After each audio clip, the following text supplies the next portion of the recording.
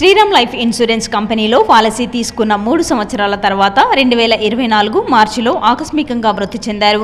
దీనికి గాను Sriram life insurance company వారి బీమా మొత్తం 61,20,000 మంజూరు చేస్తూ నామినీ అయిన ధనావత్ సక్కాబాయ్ అకౌంట్లోకి జమ చేసినట్లు divisional manager Rajireddy, sales officer Balayya తెలిపారు.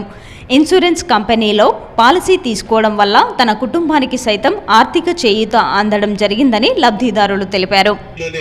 భాగమై వాళ్ళందరూ కలిసి ఈ రకంగా చేస్తున్నందుకు ప్రతి ఒక్కళ్ళు చనిపోయిన తర్వాత వాస్తవానికి ఎవరు అనుభవం అలాంటిది, కానీ పోయిన తర్వాత వాళ్ళ తల్లిదండ్రులకు సంబంధించిన వాళ్ళు కానీ పిల్లలకు కానీ వాళ్ళ జీవితానికి ఏదో రకంగా ఒక ఆదాయం ఏదో గుర్తింపు ఉండదనే ఉద్దేశంతో చేసుకునే కార్యక్రమం ఇది అందరూ మనం పాల్గొనాల్సిన విషయమే ఇది. కాకపోతే ఇది వేరే రకంగా అనుకోవద్దు దయచేసి. దీంట్లో అందరూ పాల్గొని ఒక శ్రీరామ్ అనే కాదు, ఏ ఇన్సూరెన్స్ కంపెనీలో ఉన్నా కానీ మన వంతుగా చేసి రాబోయే మన తరాలకు కానీ పిల్లలకు కానీ అందరికీ ఉపయోగపడే